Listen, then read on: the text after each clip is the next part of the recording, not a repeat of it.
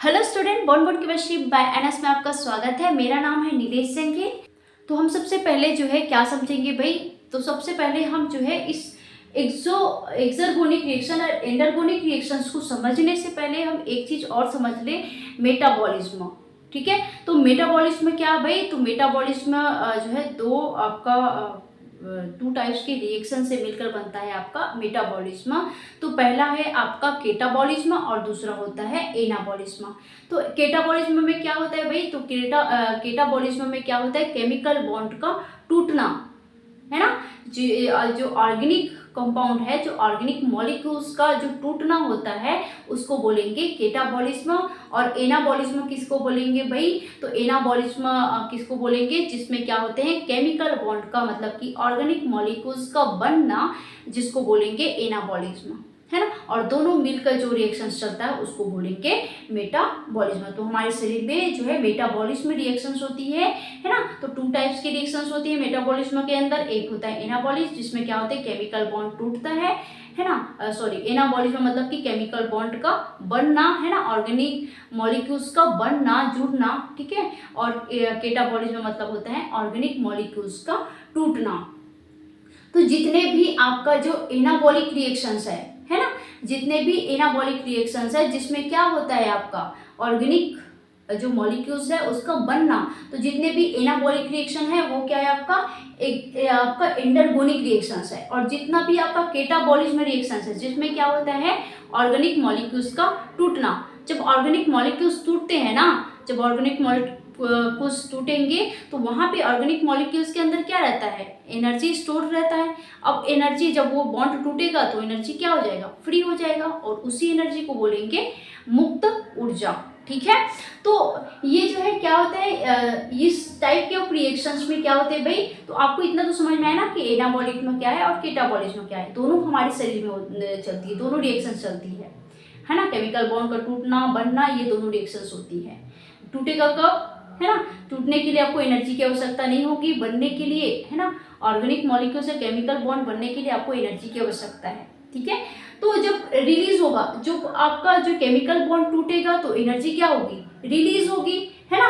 और ये स्पॉन्टेनियस होगा, स्पॉन्टेनियस मतलब कि स्वतः ही हो जाता है ना। इसके लिए कोई एनर्जी की आवश्यकता नहीं होती है। वो आपका क्या है, एक्सर्गोनिक रिएक्शंस है। Gives free energy is negative. क्यों होता है भाई gives free energy is negative, मुक्त ऊर्जा नेगेटिव क्यों होता है, कि भाई रिएक्टेंट्स के पास क्या है, रिएक्टेंट्स के पास जो ऑर्गेनिक मॉलिक्यूल्स वो टूट रहा है। पहले जो बॉन्ड था, जैसे ये जो मॉलिक्यूल्स है, अब ये टूटेगा छोटे छोटे मॉलिक्यूल्स, ठीक है। और यहाँ पे क्या बनेगा भाई, एनर्जी बनेगा। ऐसे समझो, सपोज आप समझो, तो यहाँ पे जो ये टूटेगा भाई तो इसका एनर्जी क्या हो जाएगा, कम हो जाएगा ना। तो रिएक्टेंट की एनर्जी क्या है, हो जाएगा ज्यादा, और जो प्रोडक्ट का फॉर्मेशन होगा तो उसकी एनर्जी क्या हो जाएगी, कम हो जाएगी। क्योंकि यहाँ से एनर्जी क्या हो रही है, रिलीज हो रही है, तो फ्री एनर्जी क्या हो जाएगी, नेगेटिव हो जाएगी।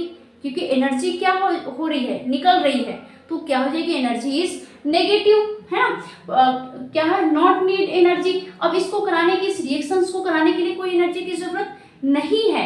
ठीक है, समझ में आया।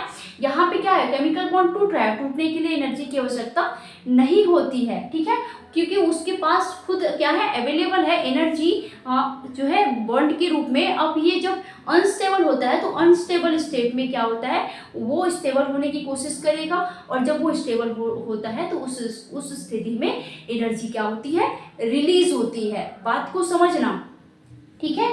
Product contain less energy than reactant. अब प्रोडक्ट क्या है, लेस एनर्जी है ना। प्रोडक्ट की जो एनर्जी है वो लेस हो जाएगी, रिएक्टेंट की एनर्जी क्या है, हाई है। यहाँ पे क्या है, हाई है। अब जब ये प्रोडक्ट का फॉर्मेशन करेगा तो इसकी एनर्जी क्या हो जाएगी, कम हो जाएगी। क्यों भाई, क्योंकि ये जब ये बन रहा है तो एनर्जी क्या हो रहा है, निकल रही है। अब एनर्जी निकलेगी तो इसकी एनर्जी क्या हो जाएगी, कम हो जाएगी ना।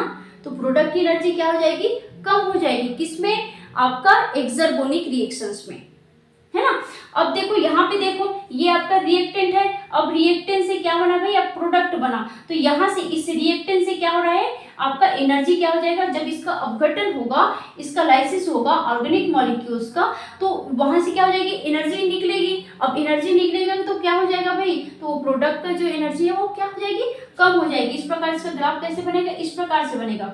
आपका रिएक्शंस किस प्रकार से प्रोसीड करेगा, ये रिएक्टेंट है, अब रिएक्टेंट से आपका क्या बना है, प्रोडक्ट बना है। तो इस सिचुएशन में क्या है, एनर्जी क्या है, कम है ना। रिएक्टेंट से प्रोडक्ट की एनर्जी क्या है, कम है। और यहाँ पे जो एनर्जी आती है वो क्या आती है, नेगेटिव आती है। Gives energy is negative. क्यों नेगेटिव आया भाई, क्योंकि आपका जो एनर्जी क्या है, निकल रहा है कहाँ से, उस ऑर्गेनिक कंपाउंड से। तो जस्ट अपोजिट इसका है ना।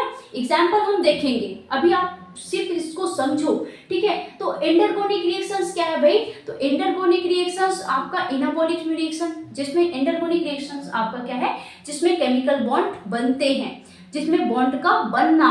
अब बॉन्ड कब बनेगा भाई, तो ऐसे ही तो नहीं बनेगा, उसके लिए एनर्जी की जरूरत होगी। तो सबसे पहले वो क्या करेगा, एनर्जी को ऑब्जर्व करेगा, ठीक है।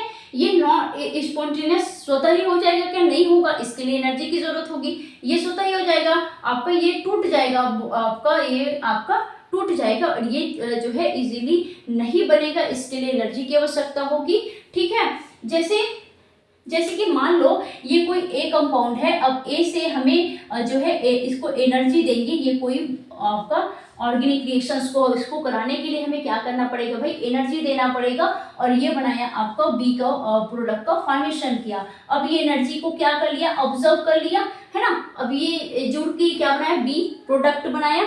अब इस प्रोडक्ट की एनर्जी क्या हो जाएगी, ज्यादा हो जाएगी, क्योंकि हम एनर्जी कहीं से ले रहे हैं ना। अब एनर्जी हम ले रहे हैं, तो ये इसका एनर्जी क्या है भी, कम है, इसका कम है। अब ये जो एनर्जी लेगा, अब लेने के बाद ये प्रोडक्ट बनाएगा, तो इसकी एनर्जी क्या हो जाएगी, ज्यादा हो जाएगी। अब ये जब टूटेगा ना, ये जब टूटेगा तो ये क्या बनाएगा, एक्सर्गोनिक रिएक्शन बनाएगा। अब ये जब बनेगा, जब एनर्जी और कोई भी ऑर्गेनिक मॉलिक्यूल्स मिलकर जब आपका जो है आपका मॉलिक्यूल्स का फॉर्मेशन करेगा, माइक्रो मॉलिक्यूल्स का फॉर्मेशन करेगा, तो उस कंडीशन में क्या हो जाएगी, एनर्जी ऑब्जर्व होगी। समझ में आया। ये जो है आपका डायरेक्ट नहीं होता, इसके लिए एनर्जी की जरूरत होती है। फिर होता है गिव्स एनर्जी इज पॉजिटिव, है ना। ये क्या है, आपका पॉजिटिव है।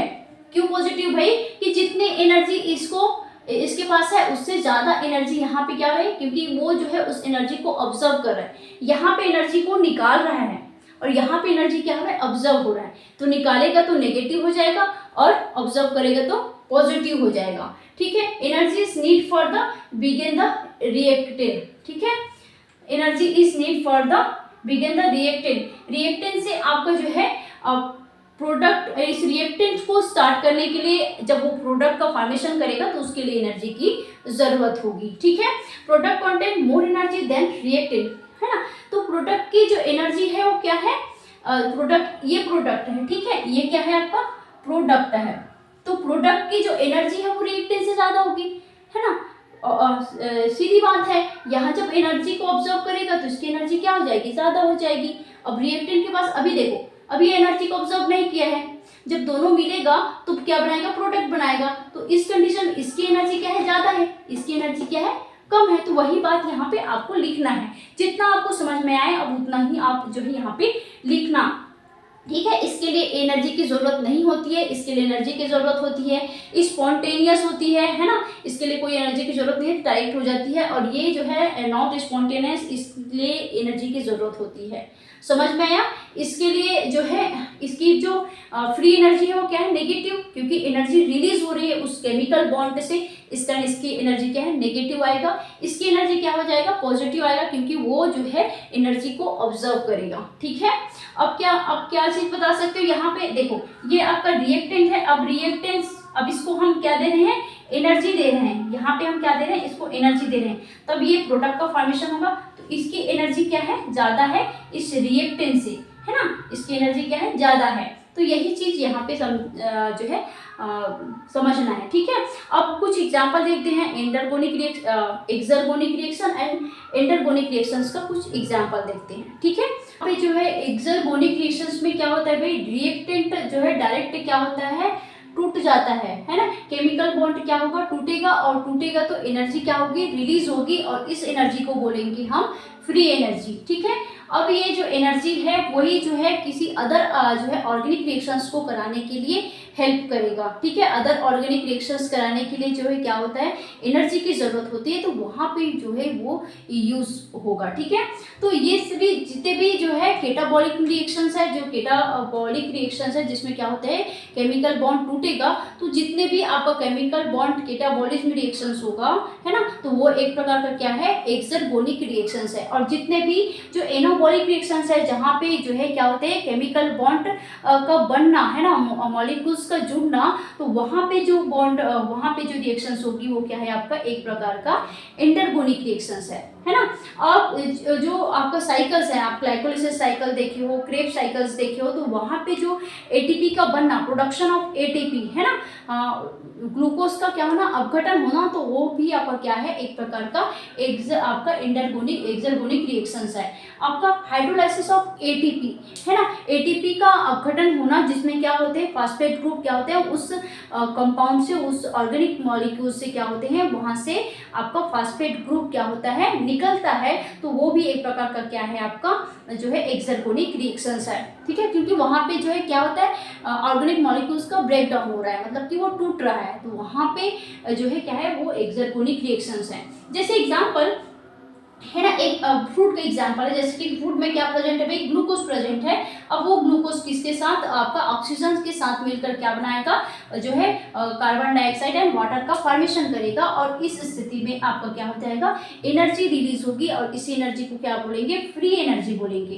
पहले जो है इसके जो ये जो ऑर्गेनिक मॉलिक्यूल्स है तो टूटा नहीं है ना, पहले टूटा नहीं है ना, टूटने से पहले जो इसकी एनर्जी है वो हाई है, और टूटने के बाद है ना एनर्जी कंटिन्यूसली यहाँ से क्या है एनर्जी निकल रही है, तो उस सिचुएशन में उसकी एनर्जी क्या है, लो है, प्रोडक्ट की एनर्जी क्या है, लो है, और जो हाई जो है रिएक्टेंट की एनर्जी क्या है, हाई है। उसी प्रकार जैसे कि हम प्लांट में बात करें, प्लांट जो है स्पॉन्टेनियस तो नहीं बनाता है अपना भोजन है ना, नॉट स्पॉन्टेनियस है, मतलब कि वहाँ पे एनर्जी की जरूरत है, और एनर्जी वो कहाँ से लेता है भाई, सनलाइट से लेता है, डायरेक्ट लेता है, और वो जो है कार्बन डाइऑक्साइड एंड वाटर को जो है एनर्जी को ऑब्जर्व करके कार्बन डाइऑक्साइड एंड वाटर को कन्वर्ट करता है ग्लूकोज में। ठीक है, तो पहले इसकी एनर्जी क्या थी, लो थी, अब एनर्जी को ऑब्जर्व करेगा तो उसकी जो प्रोडक्ट की जो एनर्जी है वो क्या हो जाएगा, हाई हो जाएगा। तो इस प्रकार से ऑल जो एनाबॉलिक रिएक्शंस है वो इंटरगोनिक रिएक्शंस है। प्रोटीन का संश्लेषण है ना, प्रोटीन्स का जो फॉर्मेशन होता है ना, और या आपका जो है एटीपी का बनना है ना, डीएनए रेप्लिकेशंस, तो ये सभी क्या है आपका इंटरगोनिक रिएक्शंस है, जिसमें क्या होते हैं मॉलिक्यूल्स क्या होते हैं एडिशन होते हैं, मॉलिक्यूल्स का जुड़ना है ना। अब क्या होता है प्रोटीन्स में क्या होते हैं, प्रोटीन में क्या होता है फैटी एसिड जो आपका जो बहुत सारे पॉलीपेप्टाइड्स बॉन्ड होते हैं, जिसमें पॉलीपेप्टाइड क्या है आपका एमिनो एसिड्स का ही क्या है एक दूसरे से जुड़ते हैं, अटैच ऑफ एमिनो एसिड, तो सभी एमिनो एसिड जुड़कर क्या बनाते हैं प्रोटीन का फॉर्मेशन करते हैं। तो वो जो है हम ये जो है पहले ही क्लियर कर चुके हैं कि आपका जितने भी एनाबॉलिक रिएक्शंस है, तो एनाबॉलिक में क्या होता है भाई, तो एनाबॉलिक में क्या होता है आपका केमिकल बॉन्ड का बनना, मतलब कि मॉलिक्यूल्स का जुड़ना है ना। तो जितने आपका जिसमें क्या है मॉलिक्यूल्स जुड़ेगा तो वहाँ पे एनर्जी लगेगी, और एनर्जी लगेगी मतलब कि डायरेक्ट है कि वो इंटरगोनिक रिएक्शंस है। ठीक है, एक्सर्गोनिक रिएक्शन जिसमें एनर्जी हमें जरूरत नहीं होती, वो डायरेक्ट टूट जाता है आपका जो है इसमें प्रोडक्ट में, और वो जो है एनर्जी जो है रिलीज करती है। इसमें एनर्जी लगता है, इसमें एनर्जी नहीं लगता, मतलब कि यहाँ पे एनर्जी रिलीज होगा, यहाँ पे एनर्जी ऑब्जर्व होगा, बस इतना ही। तो कुछ एग्जाम्पल देख लेते हैं और है ना। यहाँ पे देखिए हाइड्रोलाइसिस ऑफ एटीपी, तो एटीपी का जब हाइड्रोलाइसिस होता है ना, तो एटीपी का हाइड्रोलाइसिस होगा तो वो किसका फॉर्मेशन करेगा, एडीपी का फॉर्मेशन करेगा। तो यहाँ पे क्या हो रहा है, जब लाइसिस होता है हाइड्रोलाइसिस होता है, ये क्या किसके प्रेजेंट में होता है भाई, वाटर के प्रेजेंट में H2O है ना। अब H2O से किसका फॉर्मेशन होगा आपका H3PO4। ठीक है, तो यहाँ पे क्या हो रहा है हाइड्रोलाइसिस हो रहा है, तो हाइड्रोलाइसिस में आप क्या करोगे, वाटर इंक्लूड करोगे। अब जब इस एटीपी में आप वाटर इंक्लूड करोगे तो ये किसमें टूट जाएगा भाई, ये एडीपी में टूट जाएगा, इसको बोलेंगे एडिनोसिन डाइफॉस्फेट है ना। ये आपका एडेनोसिन है इतना, और इतना आपका क्या है राइबोस शर्करा है ना, अब शुगर है, और इतना क्या है आपका ट्राइफॉस्फेट है। तो यहाँ पे क्या होगा, जब हम इस एडीपी का हाइड्रोलाइसिस कराएंगे तो ये जो है आपका एक फास्फेट ग्रुप यहाँ से क्या हो जाएगा, रिप्लेस होगा। अगर हम आपका जो है 2 मोल्स ऑफ वाटर लेंगे तो यहाँ से आपका 2 फास्फेट ग्रुप जो है यहाँ से रिलीज हो जाएगा, ठीक है। और ये आपका कहाँ पे होता है भाई, तो ये आपका माइटोकॉन्ड्रिया में होता है, एटीपी से एडीपी का बनना, ठीक है, वहां पे आपका फास्फेट ग्रुप क्या होता है, रिलीज होता है। तो ये एक प्रकार का क्या है भाई, कौन सा रिएक्शन है, ये आपका एक्सर्गोनिक रिएक्शन है। अगर इसी रिएक्शन को जस्ट हम अपोजिट कर दे, ठीक है, एडीपी के साथ हम जो है फास्फेट ग्रुप को जो है दोनों का रिएक्शंस कराएं, तो ये वापस से क्या बन जाएगा, ये रिएक्शंस ये वाला बन जाएगा, ठीक है, एटीपी का फॉर्मेशन करेगा। तो एडीपी के साथ जब फास्फेट ग्रुप जुड़ता है, वाटर मॉलिक्यूल्स यहाँ से रिप्लेस होगा और क्या बना लेगा, यहाँ पे आपका एटीपी का फॉर्मेशन करेगा। तो जब लाइसिस होगा तो वो आपका एक्सर्गोनिक रिएक्शंस होगा, और एटीपी का बनना, तो इसी को वापस से जब कनेक्ट करोगे, आपका वाटर को निकालोगे, यहाँ से जब वाटर को निकालोगे तो आपका एटीपी बनेगा, तो वो आपका एंडरगोनिक रिएक्शन होगा, क्योंकि वहां पे जो है ये जुड़ेगा तो एंडरगोनिक रिएक्शंस, जब ये टूटेगा तो वो आपका क्या हो जाएगा, एक्सर्गोनिक रिएक्शंस। तो इसको आप एग्जांपल में रख सकते हो, इसको लिख सकते हो एग्जांपल में, जैसे कि एक्सर्गोनिक रिएक्शन या एंडरगोनिक रिएक्शंस आए तो वहां पे आप जो है इस एटीपी को बता सकते हो, है ना। हाइड्रोलाइसिस ऑफ एटीपी क्या है आपका, एक्सर्गोनिक रिएक्शंस है, जिसमें क्या होते हैं, हम एटीपी में वाटर इंक्लूड करके हम क्या करते हैं, उसको एटीपी में कन्वर्ट करते हैं, और एक इनऑर्गेनिक फास्फेट ग्रुप क्या हो जाएगा, वहां से रिप्लेस हो जाएगा, है ना। अगर हम वापस से इस फास्फेट ग्रुप को इस एडीपी के साथ कनेक्ट करते हैं, है ना, और इसको कनेक्ट करने के लिए आपको एनर्जी की आवश्यकता पड़ेगी भाई, यहाँ पे हम एनर्जी देंगे इसको, तभी ये जो है क्या बनाएगा, एडीपी जो है एटीपी में कन्वर्ट होगा, और ये एक प्रकार का क्या हो जाएगा, फिर से वापस रिवर्स हो जाएगा, और वो हो जाएगा आपका एंडरगोनिक रिएक्शंस। तो इतना समझ में आया, और इसी के अकॉर्डिंग आप इसका एग्जाम्पल लिख सकते हो, है ना। जो है आपको अगर समझ में है ना आएगा तो आप जो है और बहुत सारे एग्जाम्पल्स जो है यहाँ पे रख सकते हो। अगर वीडियो आपके लिए हेल्पफुल है तो आप इस वीडियो को जो है शेयर जरूर करना, है ना। अगर आप इस वीडियो पे नए होंगे तो जो है मेरे चैनल को जरूर से जरूर सब्सक्राइब करिएगा, है ना, ऐसे जो है वीडियो देखने के लिए, है ना। Thank you.